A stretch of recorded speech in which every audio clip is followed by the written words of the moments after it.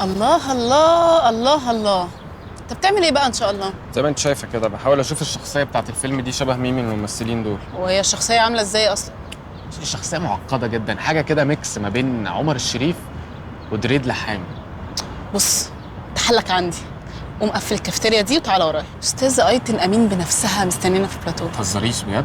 طب ما قلتيش ليه؟ انا محتاج اظبط ميك اب وكده قبل ما تشوفني. لا انت كويس، يلا بينا.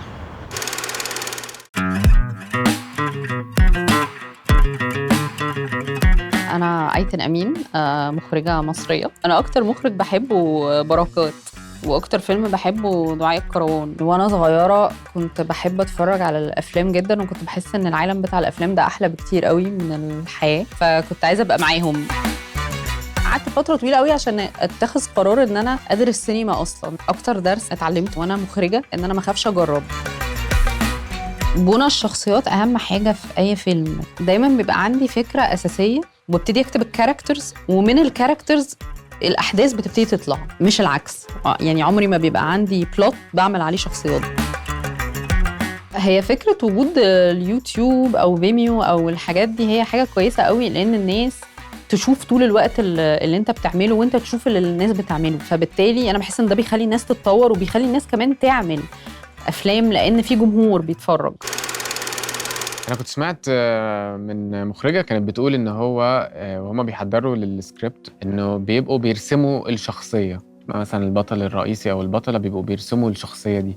فهمتش قوي ايه الموضوع ده، بيرسموها ازاي يعني؟ هي الفكرة إن أول مرحلة عادة بتحصل في الكتابة هي إن أنت بتبني الشخصيات اللي الفيلم بيقوم عليها. أنت ما ينفعش تعمل فيلم أو تعمل رحلة في الفيلم أو أي صراع من غير ما تبقى عارف شخصياتك كويس. فبالتالي الشخصية دي أنا في رأيي إنها أهم حاجة وأنت بتكتب عموماً. هو احنا بنعمل ايه؟ يعني احنا بقى لما بنيجي ان احنا نعرف الشخصيه علشان نبنيها بقى ونعرف تطورها، بيبقى لازم نعرف ايه بقى بالظبط؟ انت بتبتدي تبني الشخصيه ازاي؟ ان انت مثلا اسمه، سنه، ظروفه اجتماعيا، هو عامل ازاي، من عيله عامله ازاي، ساكن في انهي منطقه، هو كان ساكن فين وعزل راح فين، علاقاته، اصدقائه، عنده اصدقاء ولا لا، هو شخص اجتماعي ولا لا. بتبني بقى من حاجات اللي هي حاجات خارجيه، حاجات ليها علاقه بشكله وطريقته وانت متخيله عامل ازاي، حاجات ليها علاقه بنفسيته داخليا، هو شخص عامل ازاي، شخص بسيط، شخص معقد، شخص حساس، شخص اجريسيف. يعني كل الحاجات دي انت بتحطها بمتناقضاتها، لان البني ادمين عامه فيهم تناقضات كتير، والظروف اللي هو عايش فيها، يعني ظروفه الاجتماعيه،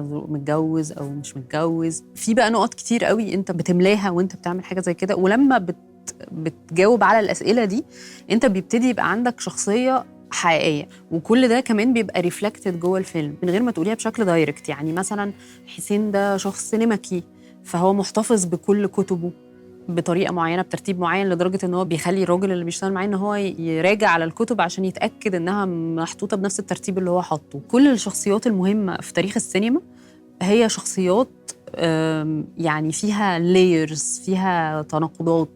يعني مثلا شخصية عادل إمام في الحريف، اللي هو الجزمجي اللي بيلعب كورة، اللي هو شخص حر، اللي مش عايز يبقى مرتبط ومع إنه كان متجوز ومخلف، واللي هو شخص نبيل جدا وبيعمل حاجات كويسة مع الناس، بس في نفس الوقت بيضرب مراته. دي حاجة يعني دي تركيبة غنية جدا. فهي الفكرة إن كل الشخصيات اللي إحنا بنفتكرها هي شخصيات مرسومة كويس جدا. هو دايما في كل شخصيات الفيلم بنكون لازم ان احنا نعرفها او يكون ليها تطور ويكون ليها جوانب وابعاد وكده، ولا بيبقى بس الشخصية الرئيسية للفيلم؟ هو طبعا مينلي الشخصية الرئيسية وشخصيات تانية أساسية في الفيلم. يعني مثلا احنا عندنا حسين في الفيلم، هو شخصية مبنية بكل أبعادها. شخصية أخته اللي بيبقى بتعملها هي شخصية مبنية، وعلاقتهم مبنية، وتاريخ الشخصيات بيبان في لحظات جوه الفيلم، بيبان في حاجات في تعاملاتهم. في خناقة من الخناقات بنعرف إن هم كانوا متخانقين على حاجة في البيت قبل كده، وإنها كانت عايزة تبيع البيت، وإنها باعت بيت عنده قبل كده. شخصية سيف الحفيد برضه شخصية مبنية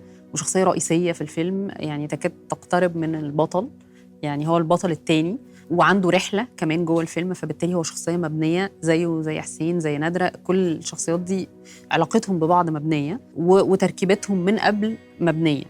لكن مثلا في شخصيات ما بتبقاش كده، في شخصيات وظيفتها مجرد انها بتنور حاجه في الشخصيه الرئيسيه، زي شخصيه الجار مثلا اللي هو عمله خيري بشار. هي شخصيه كده دمها خفيف وظريفه، وبتظهر انها بس بتجري حوالين الفيلا فهي بتكشف حاجه في مشكله البطل الرئيسيه، ان هو راجل مريض عيان عايش في عزله، عنده مشاكل من ان صحته بتتدهور وان ده مضايقه. الضيق ده ظاهر على شكل حسد وغيره شديده من الجار اللي صحته رهيبه واللي بيجري كل يوم، وان هو بيشتمه كل شويه ويقعد يقول عليه زي الحمار يعني. فهي الفكره ان هو وظيفه شخصيه الجار ده ان هو بس بيبرز ده عند البطل. طيب دلوقتي بعد المرحلة الأولى اللي هي بتاعت إن أنا بكتب يعني زي نقول عليه تاريخ للشخصية، بعد كده إزاي بقى ببدأ أدخل ده جوه الفيلم ويعني أخليه الشخصية دي تتصاعد أو تتطور أو يحصل لها أي حاجة مع الأحداث اللي أنا أوريدي عندي؟ طيب هي في حاجة مهمة قوي عامة اسمها الكاركتر آرك، أو اللي هي منحنى الشخصية.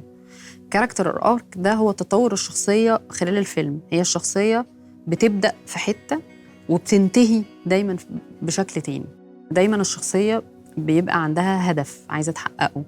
حسين عايز يعيش في عزلة، عايز يموت بهدوء بعيد عن الناس. بيبقى في بقى حواليها ظروف بتمنع تحقيق الهدف ده، اللي هي وجود الأخت، وجود الحفيد، وجود الشخصيات اللي كل شوية بتقتحم العزلة دي اللي بتزعجه.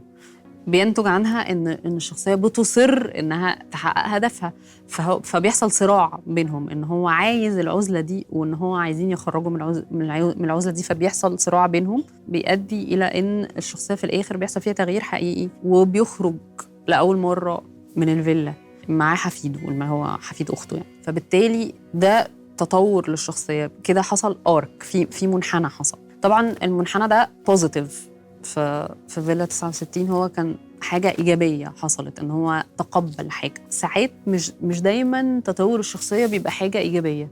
أنا في رأيي إن تطور الشخصية مثلاً في فيلم الحريف اللي كنت لسه بحكي لكم عليه مش إيجابي. إحنا بنبدأ معاه إن هو شخص حر، بيحاول طول الوقت يحافظ على الحرية دي، بيحاول طول الوقت يبقى بيلعب كورة، يبقى عايش في الجزء بتاع اللعب ده. بس الفيلم بينتهي بإن هو هياخد وظيفة في الخليج وهيسافر، وإنه بيروح يلعب ماتش الوداع علشان هو ماشي. فبالتالي ده تطور، إن هو الفيلم بينتهي بحاجة تانية في الشخصية. في أوقات ممكن يحصل الكاركترز آرك قبل ما يبقى فيه أصلاً سكريبت، ولا عادة اللي بيحصل اللي هو الطبيعي إن هو يبقى السكريبت وجواه شخصية وبعدين الشخصية دي هبني لها الآرك بتاعها؟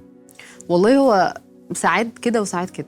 أنا ببدأ بالشخصية، في ناس بتبدأ بالشخصية وهي بتبقى يعني انفاتويتد بالشخصية لحد ما الفيلم بيتبني عليها.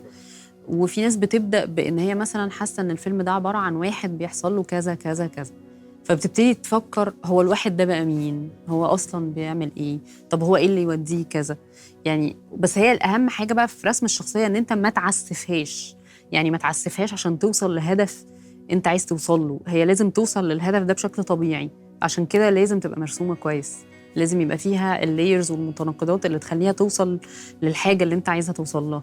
شكرا جدا على كل أستاذة اللي انت أيتن قلتيه. بجد شكرا. والله أنا مبسوطة جدا إن أنا شفتكم. لا احنا مبسوطين أكتر، ومش عارفة انت ساعدتينا ازاي. هنقوم دلوقتي نرسم شخصيات كتيرة قوي، بس ربنا يستر بجد. خلاص يلا. شكرا أستاذة أيتن. شكرا أستاذة أيتن. باي باي. قومي ارسمي الشخصية، قومي ارسميها على الحيطة. أبطال فيلمك لازم تقيس عليهم منحنى الشخصية ده، وببساطة كده لازم يكونوا مكتملين. لازم يكون عندهم 3 أبعاد وكل بعد بيأثر على البعد التاني. البعد المادي، شكله، سنه، بيعاني من مرض مثلا. البعد الاجتماعي، متربي فين، عاش ازاي، فقير ولا غني، متجوز ولا مش متجوز.